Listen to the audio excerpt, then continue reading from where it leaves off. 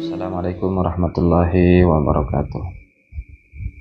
Sahabat ngaji Sulaiman lagi, kembali lagi di channel yang insya Allah penuh berkah ini. Masih dalam semangat yang sama, kita mempelajari sebuah hadis, memahami sebuah hadis. Kali ini kita sampai di hadis yang kelima. Hadis-hadis yang dikumpulkan oleh Hadratus Syekh Kiai Haji Hasyim Asy'ari. Hadis yang kelima ini menjelaskan bagaimana kita sebagai umat Nabi Muhammad SAW diarahkan oleh baginda Nabi untuk memperoleh sebuah mahabbah, memperoleh sebuah rasa kasih sayang Allah Subhanahu wa Ta'ala kepada kita dalam bentuk amal-amal yang bisa kita pilih. Bisa kita pilih karena amal itu sangat banyak sekali. Amal-amal ya kebaikan itu sangat banyak sekali, dan tentu kita sebagai manusia biasa banyak kekurangan, terbatas kekuatan, tenaga, pikiran dan lain-lain. Maka kita bisa memilih kiranya mana yang akan kita sanggupi untuk kita lakukan, kemudian kita dawamkan. Jadi redaksi hadisnya dari Sayyidah Aisyah.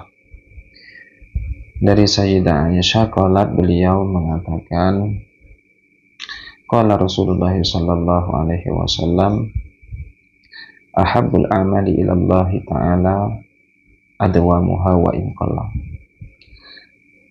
Amal-amal yang paling Allah cintai, yang paling Allah senangi, itu adalah amal-amal yang didawamkan meskipun sedikit, meskipun tidak banyak, yang penting didawamkan. Misalkan zikir kita punya keistiqomahan zikir meskipun tidak banyak, terus dikerjakan, terus dizikirkan, itu justru lebih baik dampaknya kepada kita, yaitu tadi ahabbu ilallahi ta'ala, paling Allah senangi itu yang didawamkan meskipun sedikit. Banyak jenis amal-amal baik yang bisa kita pilih, ya disesuaikan, diukur dengan kemampuan kita masing-masing. Bisa berupa sedekah bagi orang-orang yang dermawan, yang punya kelebihan harta, bisa mendawamkan sedekahnya, misalkan tiap hari 100.000, atau dalam seminggu 500.000, itu sudah alhamdulillah.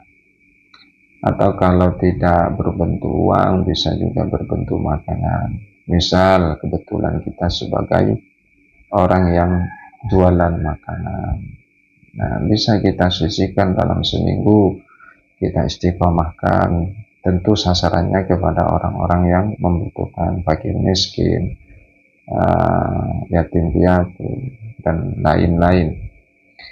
Nah, itu didawamkan sangat luar biasa faedahnya. Kenapa itu lebih Allah senangi? Karena begini, karena kalau misalkan kita terlalu memaksakan diri, punya target banyak, akhirnya itu bisa menyebabkan lelah.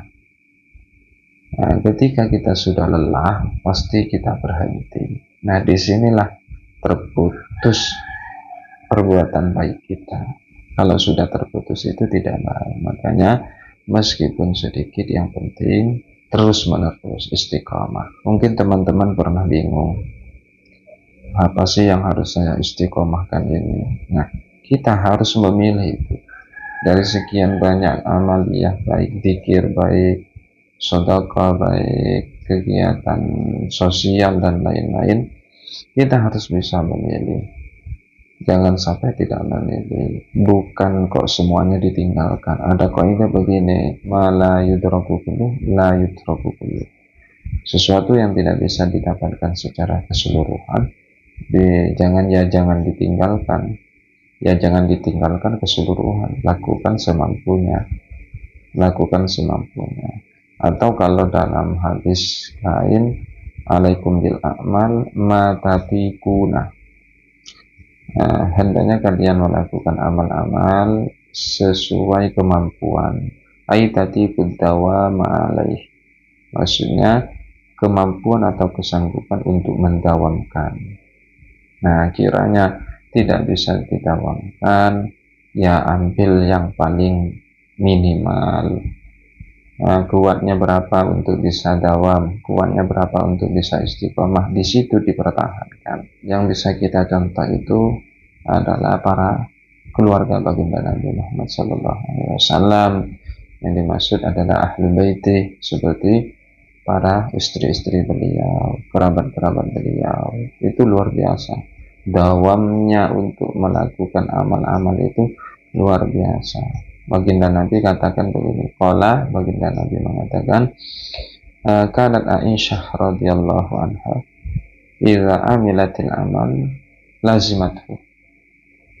Ya, Sayyidah Aisyah itu kalau mau melakukan sebuah amal, maka dia akan mempertahankannya, Ini salah satu pernyataan baginda Nabi Muhammad SAW atas keistiqomahan keluarganya, dan ini bisa kita tiru, bisa kita ikuti. Semoga dengan pelajaran hadis ini Allah memberikan kekuatan kepada kita untuk mengistiqomahkan amal-amal baik. Itu saja kiranya ya. Malam ini cukup, insya Allah. Yang penting istiqamah. Nah, ini kembali pada hadis yang sedang kita pelajari ini. Tidak perlu banyak, ukur kemampuan. Setelah kita ukur kemampuan, maka kita dawamkan. Wallahu a'lam bishawab. Wassalamualaikum warahmatullahi wabarakatuh.